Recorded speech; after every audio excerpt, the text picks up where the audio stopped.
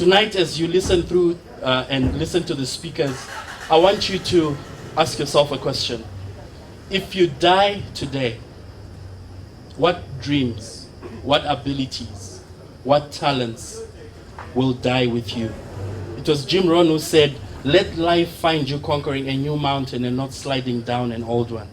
And we're here as experts to deliberate and sharpen each other.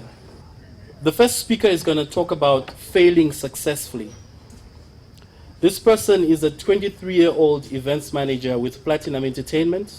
He's also a casting director at Eloquent Models and casting agency. Joel has started working when he was 16 in radio presenting, radio production, sales, and PR. He is currently pursuing a bachelor degree in social sciences at Chambogo University. He's a certified youth counselor and peer educator. Ladies and gentlemen, it gives me immense pleasure to invite Joel Murungi.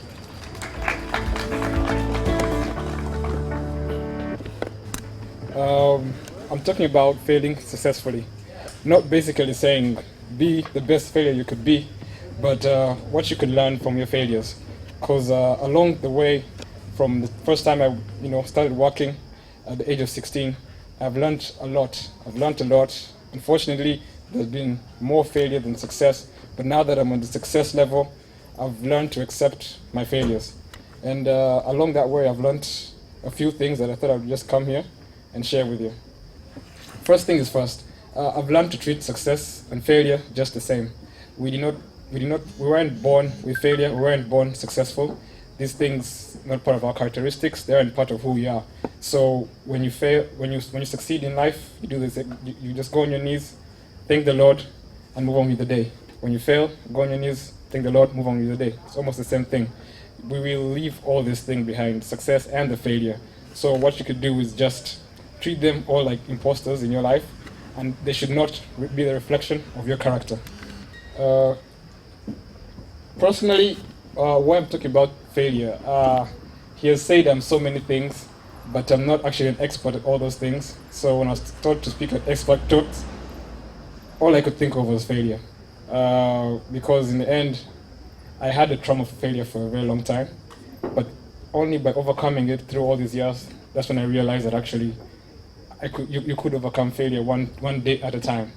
Failure can come in so many ways, not just being a general failure, but you can actually be successful at one thing and be a failure at one other thing. So every individual must understand what it is about him that is his failure aspect, and how they can break through from that. And I'm here to share with you my journey and exactly how my failure happened and how I broke through from it. I grew up in a family that actually wasn't competitive. It was basically like a mind your business kind of family. They didn't mind whatever you did with your business. So by my whole primary level, by my surroundings, my family, everyone showed me that no one showed me an example in life. No one showed me that, this is the way to go, this is the right path and all that. So I grew up knowing I was always below average. And by the time I went into my secondary life, I was okay with it. I was okay with my below averageness, because that is the life I was used to. So it was like around my Form 6 when all hope was lost. I had actually been through like around 8 schools in 6 years, and I had to prove a point to everyone around me, my parents, my family, and everyone else, that I could actually succeed in at least one thing. And that's where I found myself in some random district and trying my best to actually finish my A-level on my own for the first time. So I did a few odd jobs here and there, finished my A-level, and actually was the best in that whole district. That's when, during that period of time, in my small room with my 4 roommates in that random district, that's when I sat down and actually thought about all the failures and everyone I blamed for my failures, which actually was all up to me. It was actually on my mindset, not anyone else. So along the way, there are a few things I've learned about my personal failures, which maybe I could share with you guys, and they could help you with maybe your personal failures as well. Quickly, let me just go through a few of them. First thing I learned from that small room in Nakaseke was to challenge your mindset. First thing is first, I grew up looking for excuse for everything, right? I was not good at sports. I'm not good at anything. So whatever crutch I could find, I would say that's why I'm not doing this. The best one I remember actually was a generational curse. My grandfather actually was struck by lightning, and I was like, that's perfect. That's the reason why I'm a failure, because I felt, yeah, shit, someone ought to kill this guy because I've seen the Nigerian movies. I know how it happens. So I actually thought that's it. At some point, I accepted it, but after my mindset changing, let me say like in my first year at campus, when stuff would go wrong, I would literally wake up the morning and say, okay, I have to chase this payment, and I would dare the world to go wrong, and whatever I went through that day, it would just be like it became a game for me. I'd be like, okay, I see your grandfather's curse, I see what you're trying to do, but trust me, I'll go around this, and in the end, if I was supposed to get the payment by 12 and I got it by 5, I still won, grandfather's curse, and I was still successful. So like that, slowly by slowly, I actually learned to beat the mindset that I actually put in myself, that maybe I'm supposed to be worthless, maybe I'm supposed to be a failure because of something that is beyond me, and I actually realized everything is in your control. Nothing is done by some supernatural forces or what. If you're lazy, you're just lazy.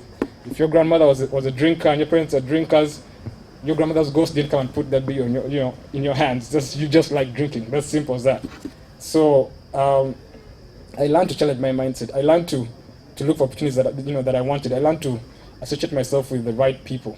Stuff like that helped me go through a complete mindset change. Something else I know has been talked about a lot is actually like what everybody thinks. Confidence. You can go a long way in life with the right attitude and with the right confidence. For example, the distance it takes from a guy to move from point A to point B to vibe a chick could look little for you, but in his mind, it's literally he has just swum oceans just to say hi to that girl. But you see, girls don't get that. So there's a lot to do with confidence, as in anything that is worth taking in life, it won't come to you free. You have to go and actually want it. I wish all guys could understand that. That's why there's big guys here who are actually, rich and handsome and still single. Well, now they know, just kind of too shy. Third thing I could think of is drive. Drive is basically the reason you get up in the morning to do what you do. Yes, I had got a mindset from, Nakaseke, but then I had changed my mind, but not my, my gas for living. The drive is basically like your trigger to success. I remember my first trigger to success was when I woke up and I was, for the first time in my life, completely tired of being broke, like completely. It hurt me to see my surroundings. It hurt me to know that actually I'm living off my mom or my sister and all that stuff. So for the whole week, everything about me just hurt me. So from then, I began saving all my coins. From the coins, they reached notes. From the notes, they reached the thousands to, I can't say millions, but like around that level. And yeah, we're about reached a million. We're really about reached a million right now. So yeah, that's what I can say about drive. It's really important to just have a reason why you wake up in the morning. Without it, you're just living, I guess. One of the biggest issues we have, not here but everywhere, with people who are, let's say, not say failures, but just prone to failure, is procrastination. There is no better time, there's no better chance than right now. Most people's lives, or the lives they should be living, just pass them by as they try to plan them better. There's nothing like a perfect moment. You cannot have a CV that is due on Friday, and then you're looking for the best, the best clothes to go for the interview, for editing the CV and all that stuff. By the time you actually have everything right, it's already too late for you to get the job. So it's better, whatever you have, whatever you got, just go with it as it is. It's easier to have failed something than to live with the regret of what might have been. One thing I've learned from the events business is that there's always a need for a backup plan. If the oldest motto, actually, and it still is the motto of events businesses, the show goes on no matter what. For example, you can have an artist who needs a backup band, and you'll be like, you know what, we're going to fly a backup band from America, Michael Jackson's backup band and everything. 1 week down the road, you're like, okay, they didn't come through, we're going to get a Frigo band. when we go on the road, Africa band is also didn't come through, so you're going to be like, okay, how about Isaiah Katumo and like one drum guy? By the time the event happens, using some random dude and some guy from your church. But they have to look perfect. They have to look like that was the plan from the beginning. So every journey you're going to do in your life, every step you're going to make in your life, you always have a backup plan that makes it look as if it wasn't meant to be a backup plan. That's just actually part of the program. So the more you learn to do that, the more you understand what it means to get out of failure into success. Another thing, there are some characteristics about us that we can't change. Like, personally, I'm a lazy guy. I love being lazy. I love sleeping. It's my thing. But then you cannot sleep forever. So what I do usually, actually, I spend like 2 hours just waking up in the morning. I wake up like at 4 and I'm up by 6. I spend like 2 hours just talking to the bed. Like, please, I gotta go to work. I really have to do this. So in the end, whatever your characteristic is, you should find a way of just fading it out, but not pretend as if you can control it from the beginning. If you have a job that's getting you, work from 8 to 10, and you're naturally a lazy guy, and you think you can actually, have that job forever, don't just quit because it's getting tiresome. Just figure out a way of like having maybe like your Sunday off, and you can just sleep for a whole Sunday, but keep the job. You figure out a way of fitting your, what can I call it? Like your character flaws into your life, and then somehow finding a way of fading them out of your life slowly by slowly, but not just at once, because that doesn't work, as most guys know. In case you've had anything you're addicted to, you don't just phase it out. You don't just completely remove it at once. There's nothing that drives success more than passion. If you have no passion for anything, it won't be of any use. I had an idea with a friend of mine, my business partner.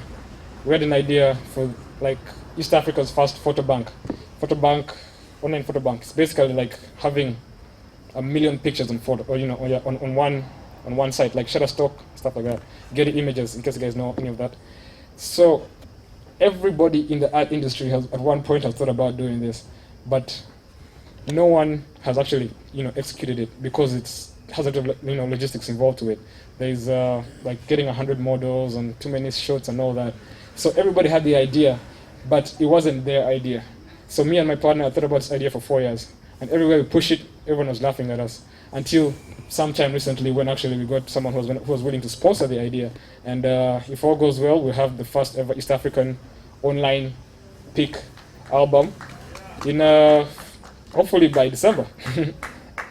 The point is, no matter how weird your idea is, there's always some guy out there who also has the same idea and is willing to invest in it. You just have to keep on pushing it and make sure it is the right idea. If you wake up and all you think about is that idea, that's it. That's who you are. That's what you're supposed to stick to. Another issue, especially when it comes to business, is people. People who fail usually tend to trust people more than they should. You do not rely your happiness or your goals or who you are on someone else or what the person says about you. There are people who I know who actually get paid with pleasantries. Like, he comes and he works, and as long as the boss says that's a good job, I'll pay you next month. And he's like, it's okay, my boss said it's a good job, I'm doing something good. That's not how it works in real life. You have to know your worth and stick to your worth no matter what. Even if you're broke, if it's a good opportunity, you must know your worth in whatever you do. It has helped me out a lot of ways, because when I began in this industry, I spent 1 year at a radio station which wasn't paying me a thing, and I was good. Okay, I was good then, I don't know about now, but I was good then. All the guy was telling me was like, we have big plans for you, you're going to be like right there, you're going to be the main guy, you're going to have billboards of you. And the more he talked, the more I was like, yeah, I should give this guy like 1 more month. And the guy comes back for 1 more month, he's like, okay, so there's no money, but we have big plans for you and all this. And I'm like, 1 more month, okay. So next thing, as soon as I opened my eyes, it was 1 whole year that I'd been there, and I'd lost a whole year of my life just on someone's, on trusting someone who I shouldn't have trusted in the first place. That's what happens when you overtrust someone. You end up not following your own leads or your own ambitions. I've said a lot about failure, but failure also unfortunately has its own advantages. It's only when I was down that I realized the people who are close to me, the people who actually matter. I'm not saying you should go into failure to realize that, but when it comes, you should really take some notes and understand what it's about. Everybody loves a winner, but it's only people who are truly your friends or truly your people who will be there for you when you're down. Not as a loser, but just to be there to pick you up when you're down. That's one thing I've learned from my years, searching for success. Not really failing, just searching for success. I've also understood something. You see, we all have scars, most of us. Okay, anybody who is above my age must have a scar somewhere in their life, somewhere in their on their body. We all have scars on us from times we rode a bike. Most chicks is from that, from that tattoo of that guy you didn't like. But some scars are public, some scars are hidden, just like failures. Some failures are actually public. Everyone knows about your failures, and they make you feel like not waking up in the morning, or everywhere you have to go, you have to explain why you have a scar on your cheek. But people know. People know your failures. So it's either you ignore everything, or you wake up in the morning and you just explain to everybody, and then you try to be the best you could be. And don't let your scars define who you are, because in the end, they're just scars on your body. Same thing with failure. They're just marks on the journey of your life. It's just a small bit of who you are. And when someone gets to know you better, they realize that your failure was just a temporary thing, but you're actually way much more than that. I've realized something. There isn't a man, a woman, or a family that's on the Forbes list that has a good success story without some failure in it. And for me, that's a very good advantage, because somehow now I have something in common with them. That means we're good people together. So don't be surprised when I'm actually not, on that list anytime soon. I think my last thing I can say actually is, I'll leave you with a boxing analogy. I love boxing. It's a game of, I can never box, of course I'm really too skinny, but it's a game of punches. It's a game of blood, sweat and tears and all heart. The two types of success, or champions I could say, in life. You could be a Mayweather. Basically, you have no knockouts, you are good at what you do, you've always been good at what you do. That's basically if you're some clever kid who has always been a genius in school, or your parents left you set, whatever. Not saying you aren't successful, but that's your version of success, and that's cool. You are, a Mayweather version of a person. Then there's a version that I like, a version that I'm in. It's the Rocky Balboa version. If most of you guys have watched this movie, I think most of you have watched this movie. This dude is like 40 years old. He was a bouncer, became a boxer. He climbed stairs and punched meat until he reached the championship. I find myself understanding Rocky Balboa, and I find myself in that level. Like, okay, I'm going to be punched, I'm going to be knocked down a few times, but I'll definitely become a champion, one way or the other. So, in that same version, you can either be a Mayweather, or you be a Rocky, but just don't be the guy on the sideline who's saying, I could beat those guys. Just try to do something once in your life. So, I'm done. Yeah, that's it.